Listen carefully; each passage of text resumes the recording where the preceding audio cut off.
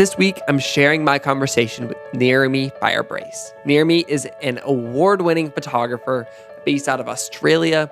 She's also a writer, and she catapulted into the public eye when she was just a teenager because of the unique way that she shares her story through photos and words online. Nirrimi runs a popular blog called Fire and Joy, where she shares both heartbreaking and beautiful stories of her life. And as a photographer, she shot for Netflix, American Apparel, the band First Aid Kit, and actress Zelda Williams. This episode actually originally aired in July of 2016, but we were originally scheduled to have this conversation months earlier. I was in Australia on the Sunshine Coast for a speaking gig, and Nirrimi and I had made plans for me to visit her home, just an hour or so drive from where my gig was. We'd met once while speaking at another conference in the US, and I feel like we really quickly hit it off. And while I was actually still on my flight over to Australia, Nirrimi got word that her brother had died by suicide. We canceled plans to see each other so that she could be with her family for the funeral. And through Instagram and her blog, I watched as Nirrimi processed and grieved the loss of her brother very publicly. It was both heartbreaking, but also beautiful, the way that she let people into that. And I also watched as she shared that she didn't have many photos of her and her brother together, and she wished that she'd had more photos taken of the two of them. She couldn't turn back the clock, but she could help others who didn't have photos with their loved ones. So even in the midst of her grieving, she posted on Instagram that she wanted to shoot portraits of people and the people that they loved. And she did. I love the way that a part of her grieving process involved helping others. Nirrimi and I had the opportunity to talk over the internet a few months later, and that's the episode that you're going to hear today. I am Brandon Harvey, and this is Sounds Good. This is the weekly podcast where we have conversations with inspiring people who are rejecting cynicism and using their lives to make an impact. Sounds Good is not your typical 3 Steps to Success podcast. We don't host this podcast for the sake of leaving you with bullet points on self-improvement. We deeply believe that our lives are more complex than that. And so we show up here on Sounds Good to ask big questions, dive into nuance, and learn from each other's stories. This was such a great episode, so without any further ado, let's just jump straight into this.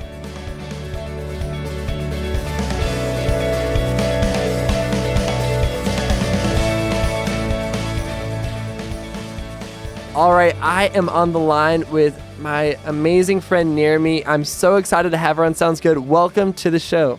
Thank you. Thanks. I'm pretty excited and a little bit nervous as well because I don't usually say yes to doing spoken interviews, so hopefully I'm not too awkward. No, you sound amazing, and I'm super honored to have you on the show.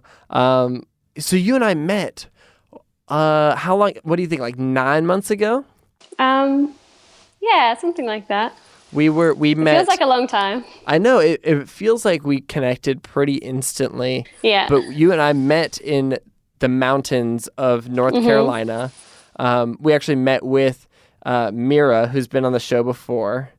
So we met in North Carolina, but you live in Australia, and that's where you're calling from today. And that's what makes our friendship even more fun and interesting, is that we live on totally opposite sides of the world. Yes, definitely. Definitely. I think we probably both have a lot of friendships like that, being travelers. Exactly. I think that was one of my first things that fascinated me about you, was that you're a traveler. You're always just kind of on the go, and maybe not even that you're always on the go. It's that you have a heart that's ready to be on the go. You're ready to kind of pick up and have some adventures, and you've had a lot of adventures in your short number of years you've been alive, and I think that's really cool. Yeah, I definitely chase new experiences. I feel like when I'm in one place for too long, I definitely feel ready for something new. I want to just jump back and start kind of early on in your story, because when I see you, I see somebody who's just an artist. You, at your purest form, you are an artist, and I know that you started creating art as a child, and so I want to just start by asking you, what first compelled you to begin creating art, sharing art when you were just a little kid? I think for me, I've always been creating from before I could even put my finger on when, like since I can remember. But when I was growing up, I had quite like a rough childhood. My stepfather was abusive, and I was sexually abused and physically abused. And I suppose creating for me was like this escape from all of that. So mostly in the beginning, it was writing. I would write and create these worlds where I could sort of escape, like fantasy worlds. And I found that was like really powerful for just, I don't know, finding some peace in days that were really chaotic and scary. And yeah, I don't know, it was kind of like my safe place. Yeah. And so you started by writing. Were you just writing in journals? Were you writing, what was the form that your writing was taking? Yeah, I mean, I've always kept journals, but I also wrote books. So chapter books, even like really young. Like I remember being in grade 3, and every week the teacher would read from a chapter book to the class. And I remember one day putting my hand up and asking the teacher if maybe next week I could read one of the chapters from my books. And after that, for the whole year, I used to read a chapter a week in my class. And I remember them just like, sitting at the edge of their seats, just listening for every word. And it was like the best feeling for me. It was really special. That's incredible. Did you have like other people in your lives that modeled creativity or writing for you, or was it just kind of a natural thing as a child, or was there some inspiration behind like that being your coping mechanism in a lot of ways? Both of my parents are creatives. My dad doesn't and has never lived with us, so I knew of him from afar and sort of idolized him a little bit. But I grew up in a town where there definitely wasn't many creatives. I didn't have any real role models or anyone around me sort of writing or photographing or anything. I don't know. I feel like it was very innate, and maybe just it was in my blood sort of thing, Yeah. And your dad, if I remember correctly, your dad is like a notable figure in the UK. Is that right? Yeah. He's an Aboriginal storyteller. He travels a lot with what he does. Yeah. And Vice named him the happiest man on earth. Is that true? Yeah. He's pretty, he's very unique, a very unique person. That's fascinating. So you've never lived with him. Have you spent much time with it? Because in a lot of ways I would describe you as a hopeful, joyful person. And I've never met your dad, but I read that Vice article. Yeah. And so I would, again, maybe that's just something in your blood. I don't know. Yeah, I mean, I don't know. It's almost, I'd spent a bit of time with him growing up. He'd like fly me out to a country and we'd spend time together.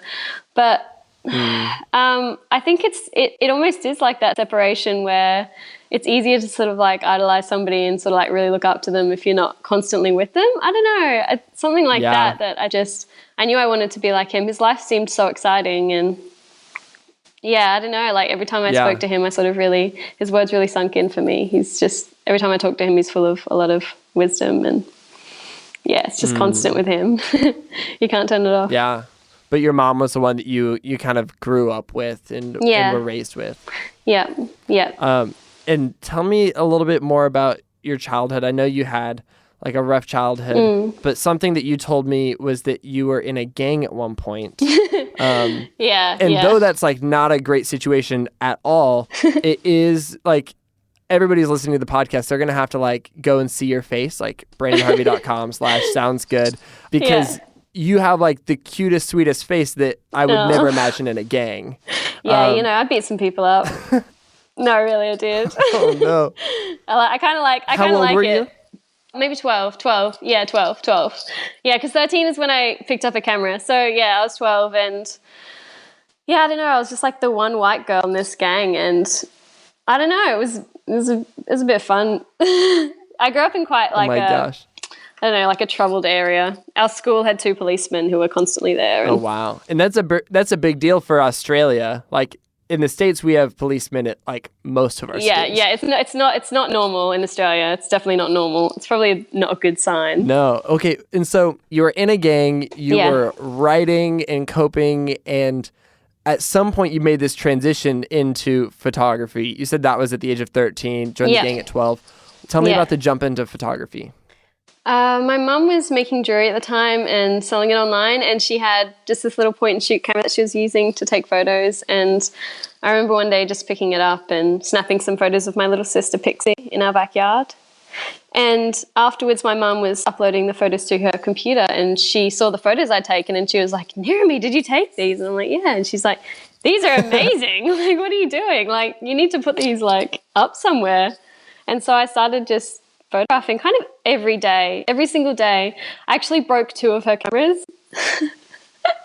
shooting in like bad situations, like in the rain and at the beach. Always worth it. Yeah. I mean, not great, but it wasn't until I was I think it's my 15th birthday that I got a real camera. And for me, that was like a massive deal because my mum, you know, she was a single mum with 3 kids and she didn't have like a proper job. So she saved for a long time for that camera for me. And I remember getting it and holding it in my hands and just crying and crying because like I just knew what that camera meant for me. It was like a life changer. Yeah. I slept with that camera beside my pillow every night. I would imagine that it really meant a lot to your mom that gift that she worked so hard to save up for and gave to you not only meant a lot to you then, but had a significant impact on you for years and years and years to come. Yeah, I think that would have been really special for her to be able to help me on my path so much, and especially like seeing what ended up happening with that camera and the adventures it went on. Yeah. I think it was really special to both of us. What do you think was the first big shoot you remember doing with that camera after you got it? Like what was like the next step for you? We think. I remember, so the first paid job that I got with that camera when I was 15 was shooting for strippers, actually. No way. They didn't make it out like they were strippers. They sent me an email. They'd seen my photographs online, and they just said they were like a promotions agency or something. And they asked me to come in and take some photos of the girls. And when I came in as a 15-year-old, there was just all these women like in like lingerie parading around. And I mean, I shot all these topless women on the beach and got paid for it. So your life is so weird. You have the most bizarre set of adventures that I've ever heard. Yeah. I would say like you should make a children's book out of all these adventures, but maybe leave that one out of it. Yeah, I think that's a lot to leave out of it if I make a children's book. Oh my gosh. Okay, and so what came next in your story? So I think what was like really the big spark for me, well, first of all is when I left home at 16, so I quit school because actually I'll backtrack on that a little bit. When I was at school, I was super passionate about photography. Like I knew that this is what I want to do. And I told everyone it, and I didn't have a lot of support at school. In fact, like when I talked about photography, people like very obviously tuned out and would probably rather gossip about people or talk about just about anything else. But I was really passionate about it, and I remember being sent to the career counselor and the lady sitting down with me and saying, "So what do you want to do?" And I said, photography, like I want to travel the world as a photographer, you know, really enthusiastically. And she was just like, "Okay, so these are the uni courses you need to do." And it was like not long after that I just quit school. I was like, that is not the way I want to reach my dream. So I got started with photography maybe a few years after you. I started shooting professionally when I was like 15 or 16. Nice. And I definitely was going to finish high school. I feel like is it common to not finish high school in Australia if you don't want to, or are you like a total outlier? I think some people do, but they usually have like a trade that they go into. With me, Gotcha. I was just kind of just like, I don't know. I think intuition has been like a massive part of like my journey and like the way I live. Is like, I thought, you know what, like I feel like this is the right thing to do. So why not? I'm just going to do it. And that's just what I've always done. I like that. I like that you did that. And it ended up working out because pretty soon, is that when you got flown to New York for your big shoot? How old were you when that happened? Yeah, I was 16. I got signed to an agency. Before I got signed to an agency, I won this big award in Australia for photography. And after that, I had about 4 different agencies email me or call me saying they wanted to sign me, and I got to choose. And then after that, Diesel flew me to New York and I shot a campaign for them, which was mental. That's unbelievable. And had you ever like flown that far before? Was that a big deal? Or at that point were you just kind of like, oh, no big deal. Like, this is just who I am. I'm a 16-year-old pro photographer. Okay, so it was a massive deal. Because okay, I came from like this quite a small town where we had no money, and then here I am flying to New York City, being picked up by a limo, going to this 5-star hotel in the middle of New York to shoot. But at the same time, like I think back on this and I think, how was I not like supremely nervous? Because like it sounds crazy, like, you know, I had like 20 people in my team, you know, my assistant had an assistant, and I think like, how was I not nervous? But I was just so confident in myself. I had so much confidence. I just knew like, I'm going to nail this. Like I remember the first model, like the first day I was shooting, and the model like just looked at the other model and was just like, who is this kid? Like they thought it was a joke. Like everyone was just laughing about it. And actually trying to get them to actually listen to me was kind of hard. But I got there. I don't know. It was just a bit funny. I think I found it all a bit funny. Where do you think that confidence came from? I think I've been quite confident since I was a kid in what I do, and I don't know. I think also a big part of it was when I started sharing my photos online, I got like quite a following quite quickly, and people were very supportive on the internet. Even though at school I didn't have any support, I could just, you know, escape onto my online world and find like a crowd of people just saying, hey, you're awesome, I love what you're doing, keep doing it. So I think that really helped me build up my confidence and had like a huge part in me being able to do the things that I did. Yeah, let's dig into that idea for a minute, because I would imagine that a lot of the people listening are people who are coming over from my Snapchat. They're maybe in high school. They're where we were at when we got started with our little professional photography careers. Because I did the exact same thing, and I actually didn't realize that you and I mean, I guess I see it now, but I started a blog around that age. My blog never got as popular as yours. Yours is nuts. But I also like got really focused on Twitter and got really focused on Flickr, and I was sharing my stuff online. And I lived in this small little town, and it was great. Like it was awesome. But because it was so small, I didn't have a lot of people who were super similar to me, you know, like I had friends. I loved the people I went to school with and who were in my town, but I started really connecting with people who were doing really similar stuff all over the world. So I could still name them. There's like 4 photographers who were like 16 or 17 who were all shooting professionally, like all across the United States, and we all kept in touch, and we all still do keep in touch. And that was a huge game changer to have this support outside of my like immediate social sphere of people who like totally got me. And it sounds like that's what your story was too. Yeah. It's like I went from feeling totally alone in this obsession and passion to finding other people like me and feeling like, hey, this is not a weird thing. This is not a bad thing. Like other people feel like I do. And yeah, it was really nice. Yeah. And so this whole time that you were becoming a more and more impressive professional photographer, you're also developing an audience online. You're sharing stuff on your blog. Yeah. You're not just sharing your images, you're sharing your story. And that's something that, I mean, of all of the things about you, actually, I think that's maybe one of the things I admire most or first admired most about you is the way that you're able to be so genuine and real and raw and authentic when you share your story with a lot of people, because that's scary and that does not come naturally. But you have years and years of practice at this. And was it hard at the beginning? Was it ever hard? Is it hard now? I'd say it's always hard, but I feel like it's kind of like a muscle that I've developed over time. I think I think it is very, very hard being vulnerable anyway, whether it's to one person or to a million people, you know? Yeah. So like, I think at the beginning, I think it was definitely something I built up on. In the beginning, I was more vague. I don't know, I was more like in my ego, you know, like with what I was doing, trying to present like the best parts of myself as like a lot of people do online. But then the more I sort of communicated about the harder parts of myself and the harder parts of life, the more I realized that had a more profound impact on people than my life is so good, I'm so happy, you know, like that's the stuff that was really powerful. And I think also, obviously, the more I shared about the hard stuff, the more like hate I got as well. So I got people just tearing apart a lot of things about my life and starting websites and, that sort of thing, which was really, really hard. But at the same time, the good stuff just outweighed it, Yeah, I mean, what you got stronger feelings when you shared these more raw emotions. Yeah. And some of those strong feelings manifested themselves as hate, which is awful and terrible. But then I would imagine that the people who connected with you connected in such a deeper and more profound way.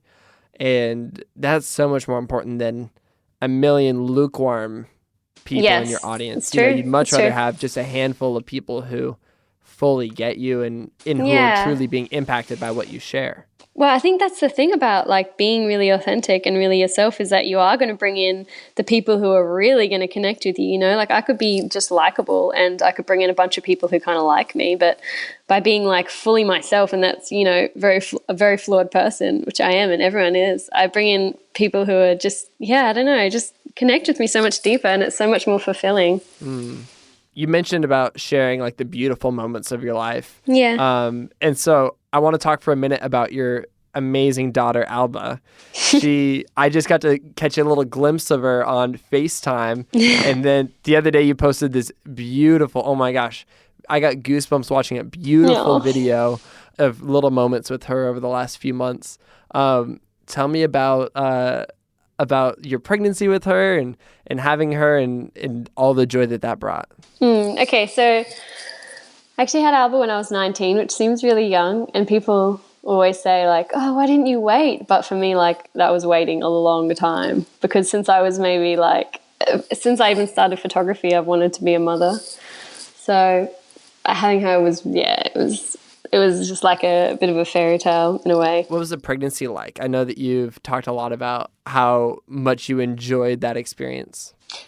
When I was pregnant, we were living in this, like, me and her father were living in this beautiful little cabin in the Blue Mountains. So it was very idyllic. And I was also traveling. So I was doing a campaign for Billabong across Europe at the time. And then I was shooting for Sony in New Zealand and traveling. So yeah, it was like a lot of travel when I was pregnant, which was kind of fun. Wow. And luckily I didn't have like really any, bad symptoms. So it was just kind of like a big adventure until I got home and gave birth to her in our home in the mountains. And yeah, it's a bit of a hazy memory now. I feel like there's probably a lot more like harder moments like vomiting or like sickness and stuff that I just can't remember, because like just time does that for me. Like I tend to really remember and romanticize the past.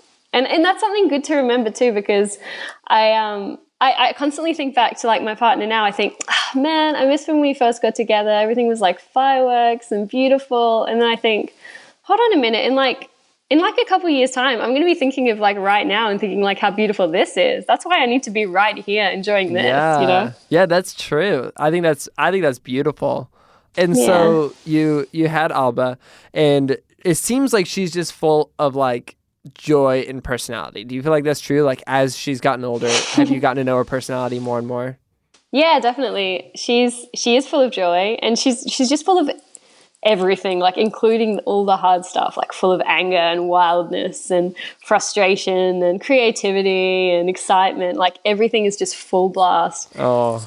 Yeah, which is like what it is with me, but she's 4, so she's like still figuring out like how do I process these emotions, and it's just a roller coaster. Okay, and so you had Alba when you were 19. And how old is she again now?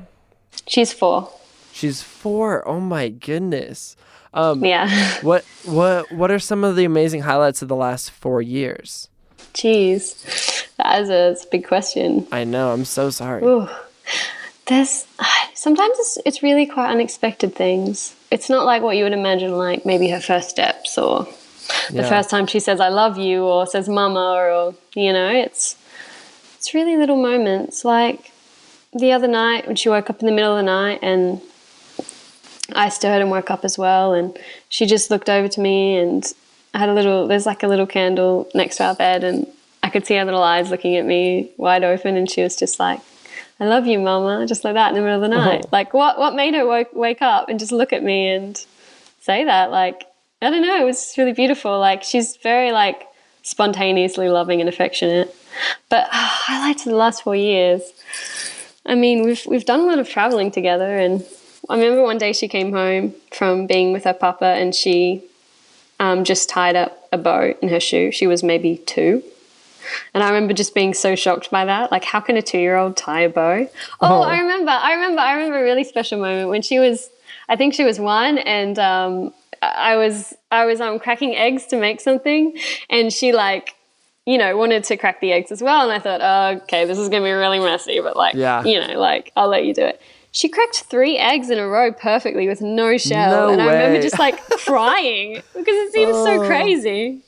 I don't know. It's just, yeah. And also at the moment she keeps singing these beautiful songs. She just makes them up on the spot and they're so hilarious. Like we drive in the car and she just sits in the back seat just singing and we just listen and try not to crack up because we don't want to interrupt her and make her stop.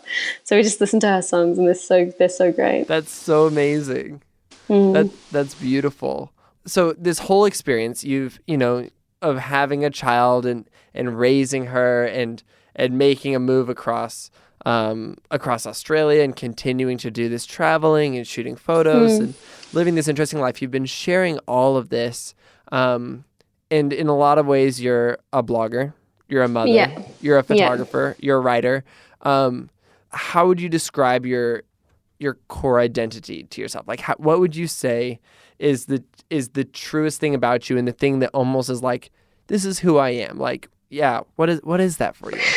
I really like this question because when I started photography, my identity was photographer. It was just so firmly photographer. Like, that's just who I was. And then as I grew up, and especially after I had Alba, and then it was obviously mother for a while as well, I don't know, like, identity is something that I've spent a lot of time thinking about. I don't know. I think my identity is probably very similar to yours, and I would say storyteller, definitely. It's definitely photography. I mean, it is a part of storytelling, but now it's so much more than that, and it's even more than the writing. It's more than the photography. It's about the connection to other people. It's about being able to impact on other people in a positive way, and I think storyteller kind of encompasses that. Isn't that interesting how, like, because I did the exact same thing. I started off being like, I am this thing. Not even that. I was like, I shoot these particular kind of photos. And as I've grown, and good marketing would always say, like, oh, you got to be really specific. Like Coca-Cola's thing is just like, we are a company that sells you sugar water and we associate ourselves with happiness. And they'll never change that. And so, like, and I went to school for marketing and advertising, and like traditional school would say, okay, you just got to find your niche and do that thing. But I know for me, like, I can't do that at all. My passions have changed so much. And now, sure, I'm a photographer still, but I've got that phrase, I'm a storyteller. And specifically, it's like, what kind of stories do I want to tell? I want to tell stories of the good in the world, and I want to tell stories of the beauty in the heartbreak, and it's become more wide and narrow, and it's evolving and changing, and it's actually really encouraging to hear that that's been true for you too, because I think you're doing it marvelously. Yeah, I think that's the thing. I think not putting yourself into a box or following too many rules. I just kind of, I don't know, I am. And especially like right now I'm experimenting with so many different things. Like I'm really into cooking, like I'm writing this little cookbook. Aww. And I'm into making music. I've started recording my songs and, like directing as well. Like I'm into so many different things now that it's hard to like really label myself as anything. But that's fun. I like that. But I will admit that it was much easier when I was just a photographer to get a lot done, Yeah, that's the thing where it's some give and take. It's a trade between like passion and efficiency in some ways. Like I could be a really efficient wedding photographer. Like if that's all that I did, if all I did was some specific thing, I feel like I could just own it. Totally. But it's I don't have the passion for that in the way that I probably did at one point. And I think that's okay. Yeah, I feel that.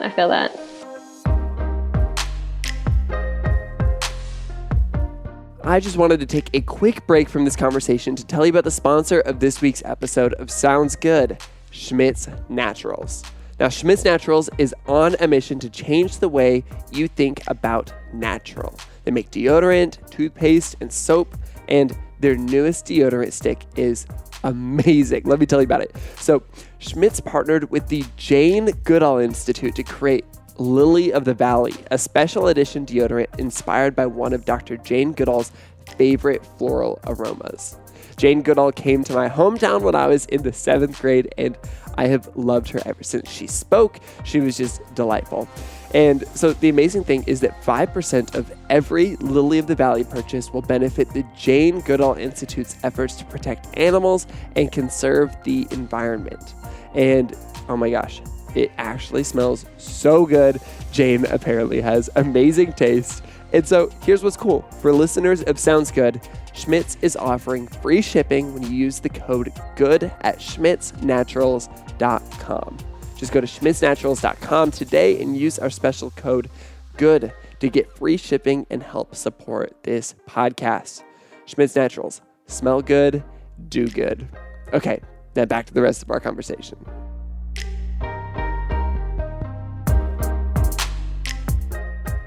I want to transition to something that's a little bit harder. I was out in Australia just, a few months ago, and we were going to try to get together and hang out and maybe record this in person. And about a week before I left the States, your brother passed away. And do you mind if we talk a little bit about Zake? No, that's fine. Yeah, that's fine. Yeah. Before we get into it, can you just tell me a little bit about your brother? Zake was my favorite person in the world other than Alba. Since he was born, it was like us against the world, because we went through all the same stuff together, shared all the same scars. Except I think like what we went through had a different effect on him, and he ended up retreating into himself more. And I think it was really hard for my mom to deal with. Like he would, if he, had a meltdown, he would like attack us or start destroying the house. He would switch so quickly. He had Asperger's as well. And my mom found it really quite hard to deal with him when he would flip out. And one day this man came into our lives and said that he would take Zake away to Germany and try and find someone who would help him with his issues. And that man ended up sexually abusing my brother as well. And when he came back to live with us again, he was even worse than ever before, and just ended up spending every single day in front of his computer, never leaving the house. He was like a ghost. And I remember just sitting next to him for hours every day and just watching him play, and we didn't need to talk or anything. We just connected by just being next to each other, and it's quite heartbreaking. And then I ended up leaving home, and I remember the first time my mum called me that he had attempted to kill himself was when I was in LA. I was staying with my friend Zelda in her house, and I remember my mum calling me, and it was just so out of the blue, like to get a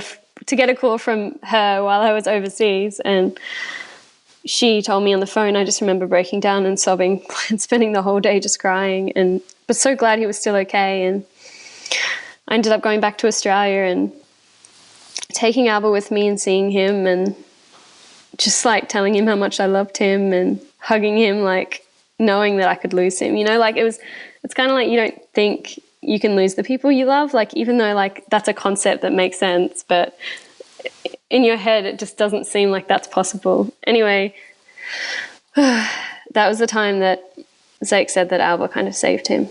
Wow. They really connected, and she was really special to him. So after the first suicide attempt, Zake, while he was in the ambulance on the way to the hospital, he thought, you know what, life is like a game and I can choose how I want to play it. So after that, he turned his whole life around, and he got a job and made friends and got a girlfriend. And suddenly when I visited him, he was talking to me, and we realized like how much we were actually the same, like in so many ways I can't even list.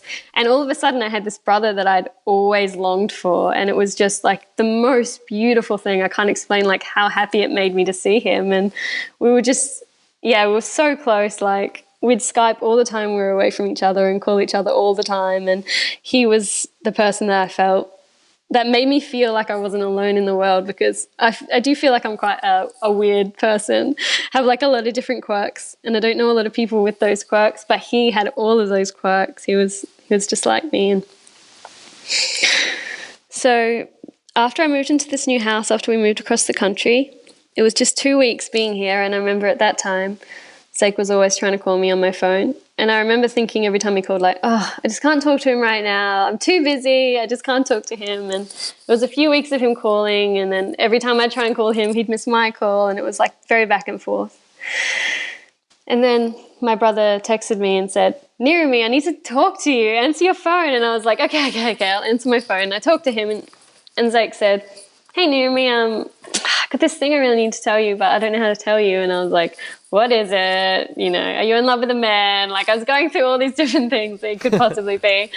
And we were laughing about it. And then finally he said, oh, actually, don't like freak out, but I'm feeling suicidal. And I remember my heart just instantly sinking and just instantly feeling sick and being like, just trying to talk him out of it, just in any way I could, just saying like, no, you're not really, like, you know, kind of being a bit in denial, because all those feelings rushed back of what it felt like that first time my mum called me and said that.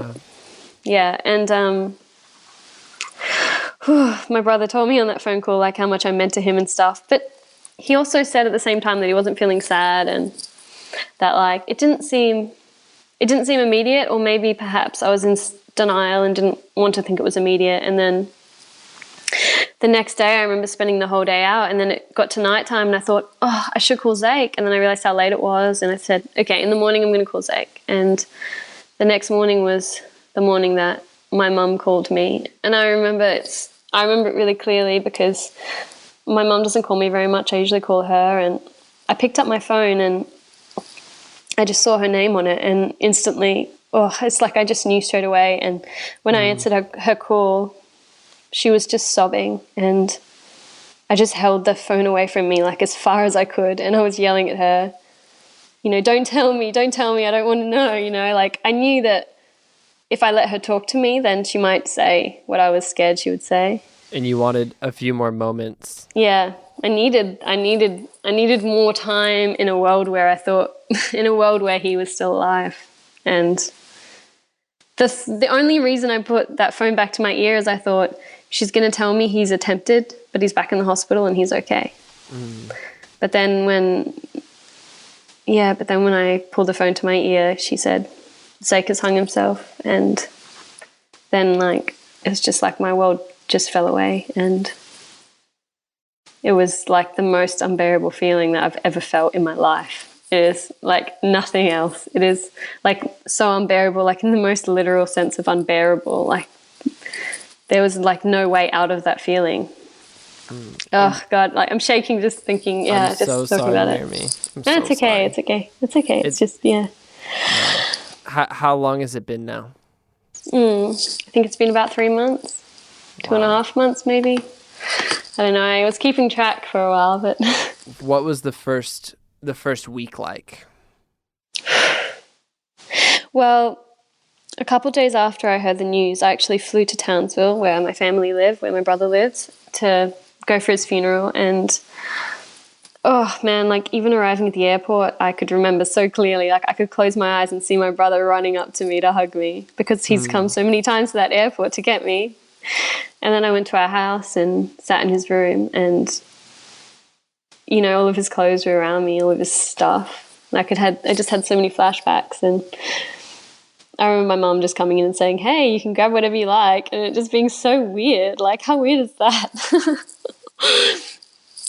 And I grabbed a T-shirt that he always used to wear when he was a kid that he still wore now, because he was just like that. He was just the most like, he would just dress like in the kind of things that nobody else would wear. He's just very much like not caring what anybody else thought of him.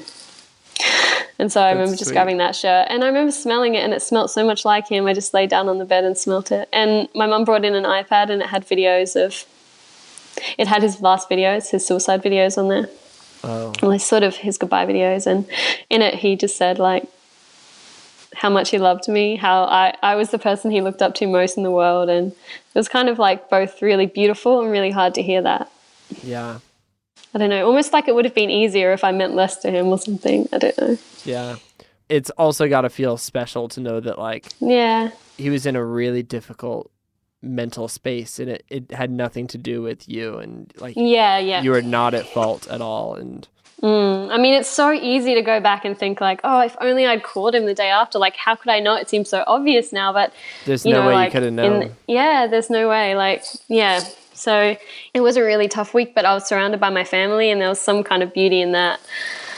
There's some kind of beauty in our whole family being together, and just knowing how much Zeke was loved. We had his funeral down at the park where he hung himself, actually, which seems like a little bit crazy, but we had his funeral there, and the park was full of people he'd affected. And this was so big because it was only like a couple of years that he had outside of his little bubble of like when he made the switch. So he had affected that many people. I remember walking down the street with him in our hometown, and just so many strangers coming up to him, hugging him, like their eyes lighting up when they saw him, because he was the kind of person who would talk to anybody. It didn't matter who they were. Like he would just connect with everybody, and he was just had no judgment and was just so loving towards everybody. And he just had obviously had a big impact on everyone, including me.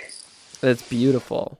And I think something really, really powerful that I've loved seeing, and I didn't expect you to do anything like this at all. Like, I think it would have been fully normal for you to grieve, or for even for me to not see anything from you on the internet. But you decided to take this pain, to take this heartbreak, and create some art out of it, and create some beauty out of it. Can you tell me about your recent project? This is one of the most beautiful things I've ever seen. Okay, so the day that I found out Zeke had gone, a few hours after just crying and pacing, I went to my computer and I tried to find a photo of us together. I don't know why, I just became obsessed with this idea that like, God, there must be this beautiful photo of us that I can just look at, you know? And I went through 3 external hard drives before I realized I don't have any beautiful photos of us together. And it just kind of like really broke my heart. I mean, I had iPhone selfies and stuff, but what I really wanted was just like one beautiful photo. And so after that, I thought, how many people out there don't have beautiful photos of people who they love, who they might not, you know, get a chance to get another photo with them. So I decided to put a shout out online and ask for anyone who needed photos for someone who they loved. And I ended up getting hundreds of emails and stories that were so long. Like, it took me days to read everybody's stories before I could even choose. And the stories, even like before I met anybody, before I shot anyone, the stories like themselves were quite healing for me, because I realized how many people have stories, how many people have tragedies and losses, and how much love there is in the world as well. And yeah, that was really powerful for me. What were a few of your favorite stories that have come from this?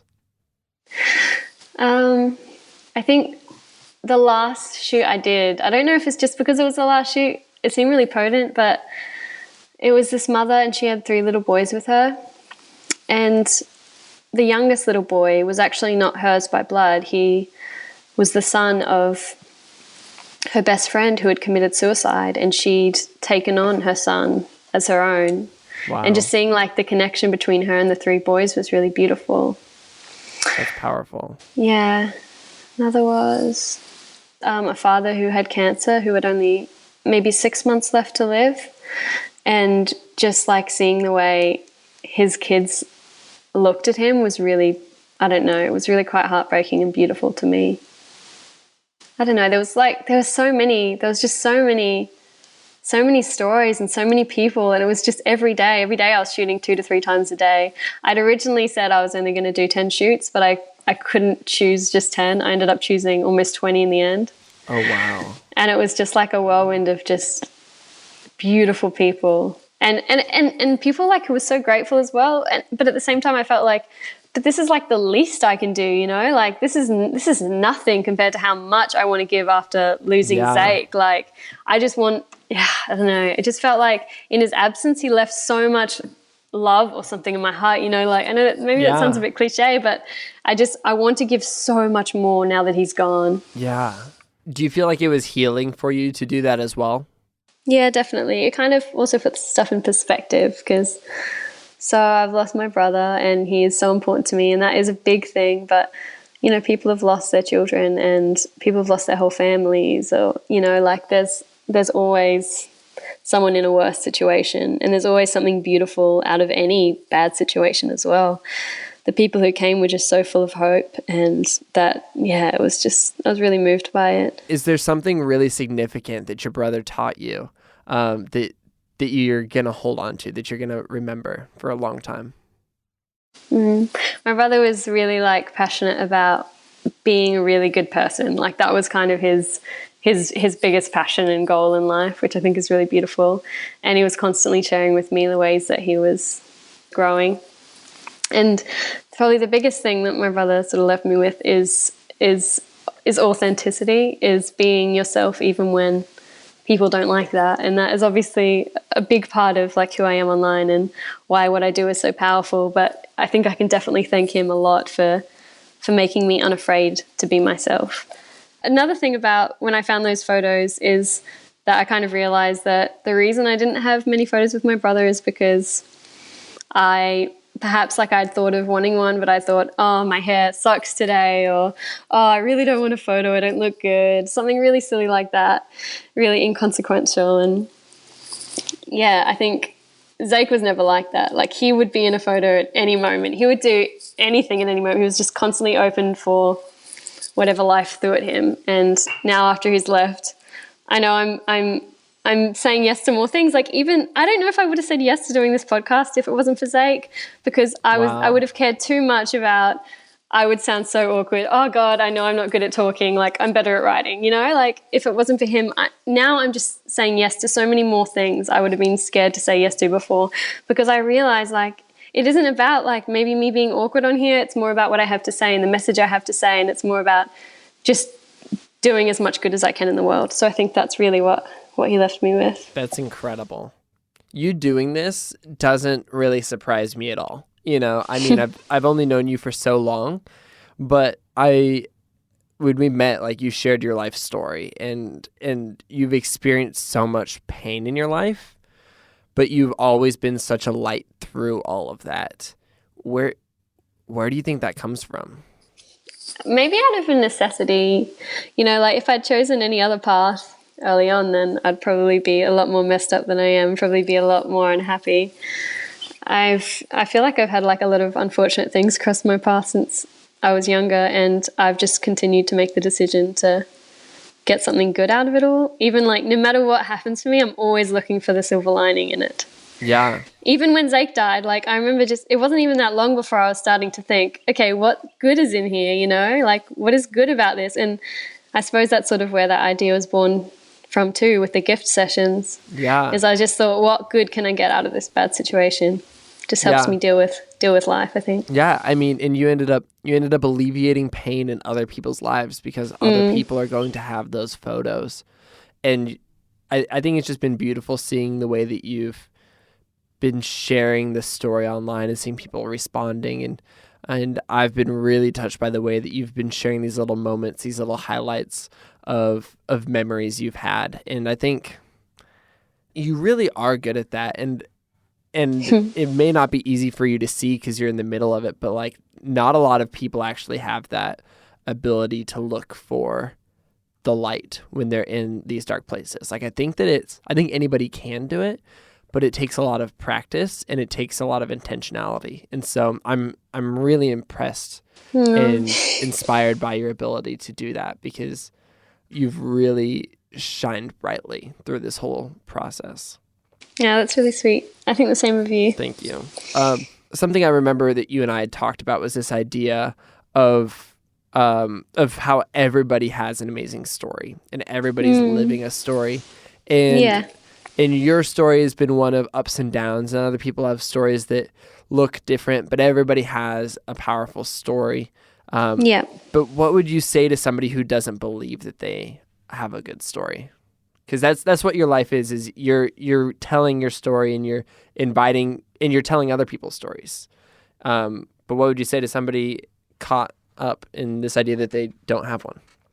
I would say just open your eyes, really. Like, I mean, there's so many things, just little tiny things throughout the day that are stories in themselves, you know, like everything is also so relative. Like, while like I might focus on my story as being like the really hard things that have happened, or the really amazing things like flying to New York City or losing my brother to suicide, there's so many of the little stories which might be just, you know, the sound of my daughter's voice when she sings, or, you know, the way that my partner will bring me tea without asking throughout the day, or, you know, like the weather, like the world, like the patterns in seashells, or, you know, the sound of the rain. Just, you know, like there's just stories, I think, in just being alive. Like, all you need to do is show up to life, and then all these stories are unfolding around you.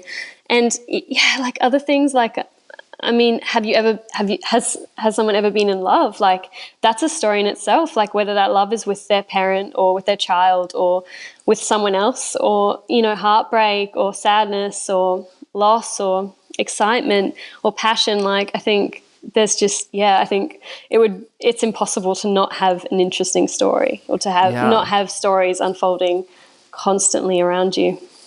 You just have to sort of open your eyes to them, and you just have to open your eyes. That's beautiful. On that note, I want to transition to this time where I ask these questions that I love to ask everybody who's on the show. And the first one is, how would you describe the kind of people that you most admire in the world? I'd say excited by life, excited by what they love, not taking life too seriously, like being silly and just ready for adventures, and being able to see the light side of things, and also very honest. I like people who are not afraid to be who they are. And I think, like, while I say these, I'm definitely describing my brother and also amazing. Maybe a little bit myself, but I suppose that's the kind of people that I love, especially excitement. I think excitement is so important. I don't know. I just keep coming back to this thought lately about excitement.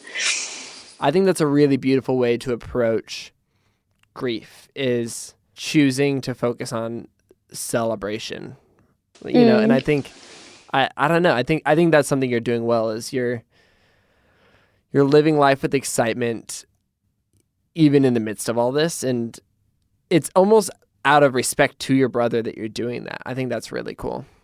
Yeah, definitely. Like, I like to focus on not what's gone, but what's come of him leaving. Yeah. And I know that's what he would have wanted as well. And you're doing that in a really real way, which is what's great. Like, you're not ignoring the pain. You're, you know, you talked about this off mic, but you were like, you know, this is good for me to talk about this. And you're choosing to face all of this head on. You're not hiding in optimism, because that's 0% good, but you're choosing to find the beauty in the brokenness. And I think that's something incredible. And another beautiful thing I think is that this happened to me is I have this voice online where I can talk about these things in a very open way. So I'm giving a voice to people who have also lost people to suicide, and I've had people email me and say, thank you so much for sharing how deeply this affected you. I've been suicidal, and this has made me rethink whether I want to commit suicide, because now I know how much of an impact it'll have on the people who love me. Wow. And it's probably helping other people realize that they're not alone out there. Yeah. That's, I think, so much more powerful than it seems. Like, this stuff seems so simple. Like, with my blog and talking about even just like little things like, hey, it's hard to raise a toddler. You know, this stuff that seems so, I don't know, easy and little, but actually it's so big in the grand scheme, just of being honest and making people not feel alone. On that note, you know, that's what you're creating right now. What are you consuming right now? Is there anything, especially in this time that you're in, that you're either reading or listening to or watching that's really helpful to you right now, that's offering you hope and encouragement? I feel like I'm kind of in this weird like hibernation stage right now, where I'm not actively throwing myself into like one project, where I've got Alba full time. So I'm quite like, my days are quite full. So I am like, consuming a lot of stuff that's kind of inspiring me and getting me ready for like doing lots of big things. I think one book that's been really special to me has been Big Magic. Have you heard of it? Oh my goodness, by Elizabeth Gilbert. Yeah. I went to her book signing in Nashville, and she read from it, and she answered questions, and it was maybe one of the most beautiful nights of my life. Like, it was incredible. I love that book.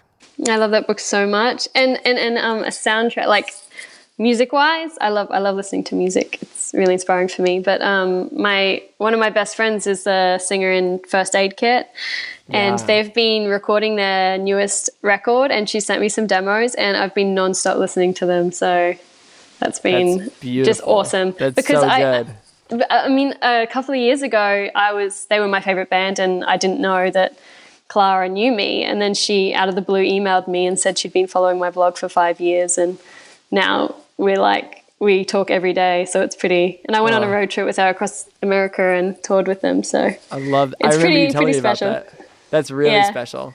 What's the support been like from your friends around the world? Because I know that you just have friends in all kinds of random places. Like randomly through our conversations, you would just like briefly mention somebody, and I'd be like, "Is that who I think that is?" Like they were all people I'd heard of, and what's that been like? People being all over the world, but I'm sure loving you all the same. Yeah, it's kind of hard. Like I find myself being a little like envious of people who have friend groups who are all in the same town. Like I kind of don't understand that. Like how does that really, like, does that work? But I kind of think it's really special too, because I travel, and every time I go to a new city, I'm bound to have like one of my best friends there. So it's pretty cool to rock up and see them. And my friends are all the kind of people who understand that like maybe I won't talk to them for months, and that's okay. And we'll still, the next time we see each other, we'll still be like, we'll be just like we were the last time we saw each other. So I think that's the life of a traveler. I'm sure it's the same for you. Yeah, no, it's the same. Yeah. And it's been nice though, settling into Nashville, and it's a city full of travelers because everybody is a musician and everybody goes on tour. But then it's nice. So it's nice because everybody at home understands like, oh, you're going to be gone for a few months, but then you'll be back. So it's been really beautiful to find a community of people who we can all be in the same place. And I hope that you're able to find that in your new city sometime soon as well. I always do these things called plant love picnics, where I get everyone together to I'll put it on Facebook or on Instagram, and a bunch of people will get together and bring vegetarian food and just get to meet each other. I think community is so important. Like those picnics are some of the highlights of my life, just getting together with all these people and talking for hours until the sun sets and eating good food. And it's cool too, because beyond me, like all these other people get to meet each other. And yeah, I don't know. I love that sort of stuff. I love community stuff. I think it's so important. I think that's so special. I want to end on this question.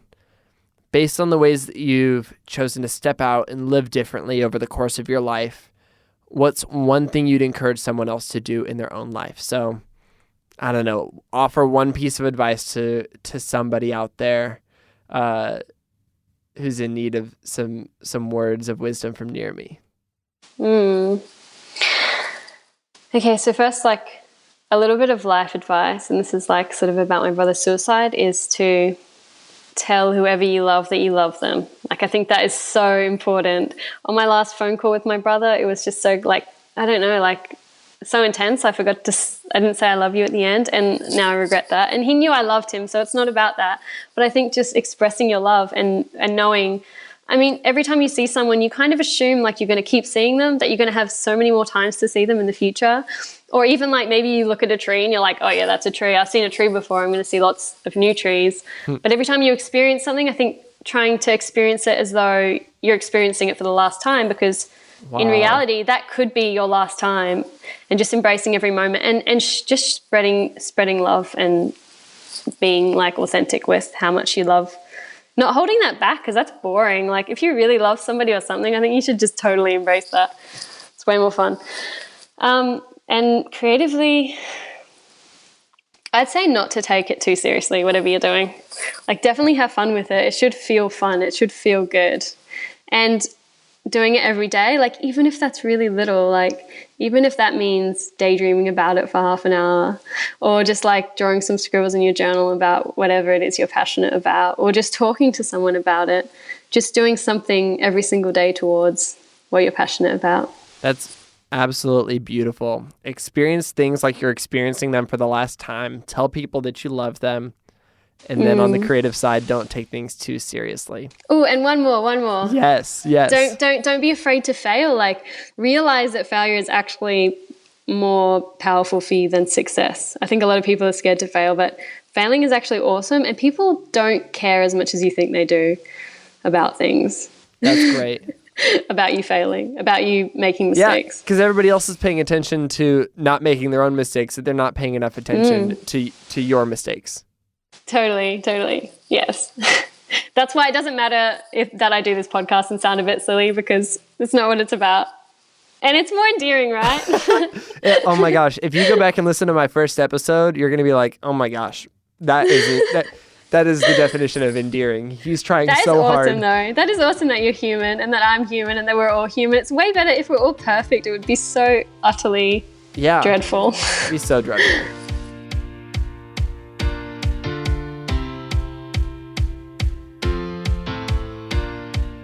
If you aren't already following Nirrimi online, you should absolutely follow her on Instagram at @fireandjoy. You can also read her blog at nirrimi.com. If you're new to Sounds Good, we would love for you to stick around. If you enjoyed this episode in particular, I think you'd also love my conversation with Brooke Shaden. She's a mutual friend of Nirrimi and I's, and she has a great approach to art. And another person that I actually met in Australia on this trip is an artist named Timba Smits, and he shares a powerful story that I won't spoil. You just got to listen to the episode. So you can find both of these episodes and more than 100 other episodes by searching for Sounds Good wherever you listen to podcasts. This podcast is created by me, Brandon Harvey, as a part of Good, a community that believes in the power of celebrating good news and becoming good news. Chad Michael Snavely and the team at CM Studio edit and mix the show. You can get lots of hopeful stories by following us everywhere at GoodCo. And every single week, we also send out a free email newsletter called the Good Newsletter. Inside, you'll find 5 good news stories from the past week, and we found that it's the perfect antidote to cynicism and apathy. You can subscribe for free at goodnewsletter.org. And on that note, that is a wrap for this week's episode. Go out and do some good this week, and we'll be back next week with another inspiring story from an incredible person. Sound good?